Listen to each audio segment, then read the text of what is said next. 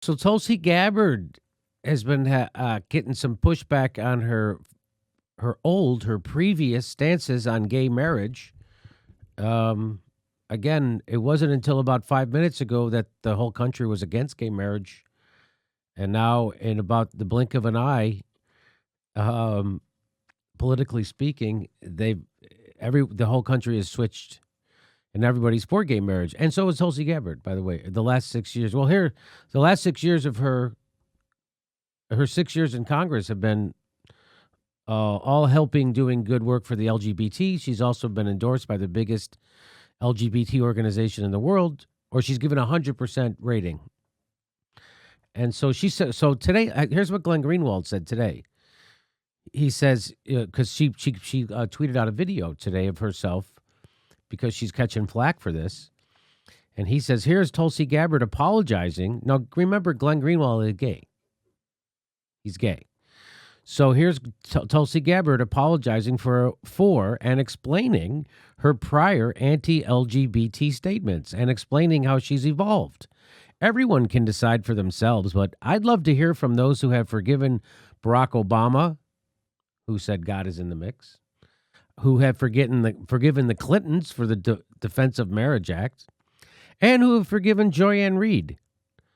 I want them to tell me why Tulsi Gabbard, her record in Congress, and her apology today isn't enough. That's what he's saying. And Glenn, remember, gay man, says, I am personally grateful that Tulsi Gabbard admitted she said these things and accepted responsibility for them, rather than fabricating a story about how someone else did it under her name and then claiming the FBI is searching for the real culprit. And then this person tweeted out to Glenn, I almost word for word tweeted this just moments ago. It's weird, the double standard in who the left will accept as evolved and who they attack. I couldn't agree more. And then this guy says, I applaud your courage in apologizing and sharing your story. Breaking free from parental conditioning is one of our biggest hurdles as humans. This is a wonderful example that it can be done and that it oftentimes leads to a more compassionate earth. So here she is. She tweeted this out. She says, Aloha, in my past, I said and believed things that were wrong. And worse, hurtful to people in the LGBTQ community and their loved ones. I'm deeply sorry for having said and believed them. And so here's her video. Here we go. Now, I grew up knowing that every person is a child of God and equally loved by God. And I've always believed in the fundamental rights and equality of all people. But I also grew up in a socially conservative household where I was raised to believe that marriage should only be between a man and a woman. So for a period of my life, I didn't see the contradiction in those beliefs. While many Americans may be able to relate to growing up in a conservative home, my story's a little different because my father was very outspoken. He was an activist who was fighting against gay rights and marriage equality in Hawaii. And at that time, I forcefully defended him and his cause. But over the years, as I grew up, I formed my own opinions based on my life experiences that significantly changed my views at a very personal level in truly having aloha, love for all people, and making sure that every American, regardless of sexual orientation, is treated equally under the law. I look forward to being able to share more of my story and my experiences growing up, not as an excuse, but in the hopes that it may inspire others to truly live aloha, to love and care for others. When we deny LGBT people the basic rights that exist for every American, we're denying their humanity, denying that they are equal. And we're also creating a dangerous environment that breeds discrimination and violence. Because when we divide people based on who they are or who they love, all we're doing is adding fuel to the flames that perpetuate bigotry and hatred. Now, I'm so grateful to my friends my loved ones, both gay and straight, who have patiently helped me see how my past positions on these issues were at odds with my values, my aloha, and that they were causing people harm. I regret the role that I played in causing such pain, and I remain committed to fighting for LGBT equality. So I'll just go back to what Glenn Greenwald said. Everyone can decide for themselves, but I'd love to hear what those who have forgiven Obama, Clintons, and Joy Reid think isn't enough. He's personally grateful that she admitted and said these things and accepted responsibility for them rather than fabricating a story. So there you go. Breaking free from parental conditioning is one of our biggest hurdles as humans. And so just so you know, and then here, so again, it's not that Tulsi Gabbard is above criticism. Everybody is needs criticism.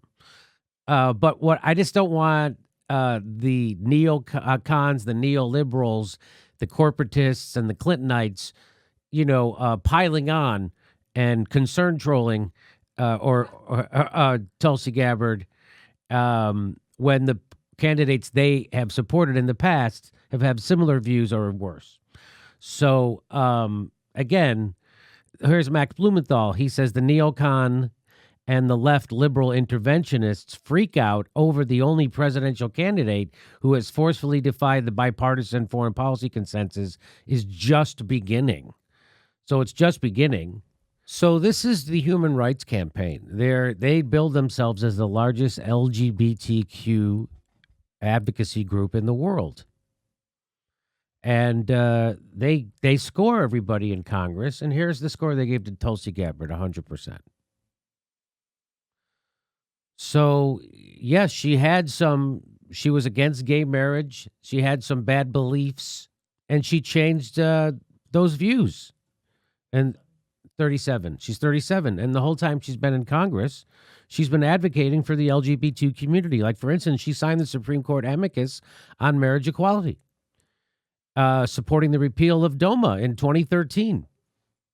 That's the Defense of Marriage Act. She co-sponsored the Equality Act, which amends the 1964 Civil Rights Act to include sex, sexual orientation, the gender identity among the prohibited categories of discrimination or segregation in places of public. So that's nice. She co-sponsored the Equality Act.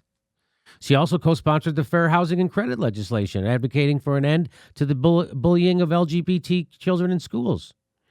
So this is all good stuff. She co-sponsored the Equality for All resolution, too. So she's done lots of great stuff and fighting on behalf of the LGBTQ community. Go ahead, Steph. She used to say some awful stuff and believe in it. So I don't know.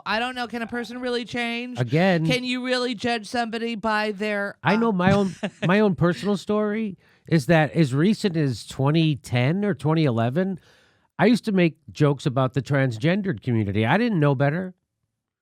And then, because of doing my work in liberal or lefty politics, have transgendered people have contacted me and explained the situation to me. And I became, enlightened about it. So now I don't do that anymore. I didn't realize, I had no idea what the transgendered community was about. I had no idea. Well, what an important point to say that I was informed, I was educated, I was enlightened. Yeah. And we were talking about this the other day that just in 1988, 11% of Americans did support. So 89% of Americans were against gay marriage. Yes. So 9 out of 10 Americans in 1988 were against gay marriage. Yes. Right. And that's really not that long ago. I know that's not that. I was out of college. I was already a comedian. Well, I was just a year away from being a comedian. And so then when I just saw, you sharing what Tulsi Gabbard was saying right now, what a teachable moment.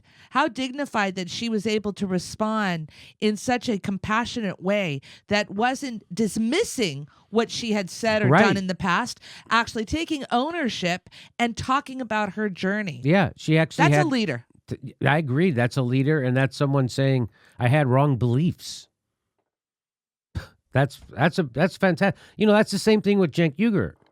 Cenk Uygur now considers himself a progressive. He's a big progressive. He's a big Bernie supporter. He started the Justice Democrats. He primaries corporate Democrats, right? And he used to be a Republican. He used to be for war. So you have to allow people to have a journey. And she's been pro-gay rights for the whole time she's been in Congress. It's I'm going to judge Tulsi Gabbard by her record. Right. And also by the enemies she has. You know what? John F. Kennedy said sometimes it's better not to judge a man by the friends he's made, but by the enemies he keeps. So she's doing pretty good by that. I think she is. Okay. So I'm sure we're going to do more videos, more reports on Tulsi Gabbard going forward. We're going to get into every nook and cranny about what she's for and what she's against. And there seems to be a strange litmus test for Tulsi, that unlike other candidates. There certainly seems to be. Well, people get upset that she actually is against the war in Syria. So the whole country, for some reason, Democrats are now for war in Syria.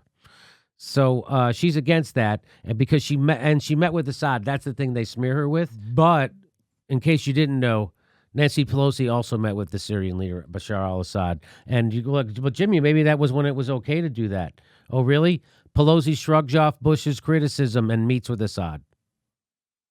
So they were saying the same thing about Nancy Pelosi meeting with Assad as they said about Tulsi Gabbard. The only difference is Tulsi Gabbard is a veteran who actually went to war twice in Iraq and has seen the consequences of war.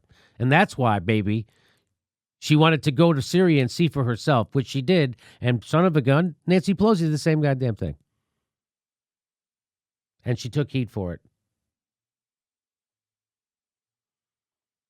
Pelosi said Assad assured her of his willingness to engage in peace talks with Israel and that she and other members of her congressional delegation raised their concern about militants crossing from Syria into Iraq, as well as the Israeli soldiers kidnapped by the Lebanese. Mm-hmm. There you go. Okay, we'll be doing more. Thanks for watching. We're announcing our live dates for 2019. We're going to Chicago and Portland, Seattle, New York, all over the country. Go to jimmydorcomedy.com for a link for all our tickets to all our shows. It'll be right underneath there, too. Please become a patron if you like our content and help support the show. You can become a patron for $5 a month, and we give you hours of bonus material. And make sure you're subscribed. They unsubscribe people every day. I'm not kidding. Make sure you're subscribed and click that bell so they give you a notice when we drop a video. It's the only thing we can do to fight back against the bastards. Thanks for your support.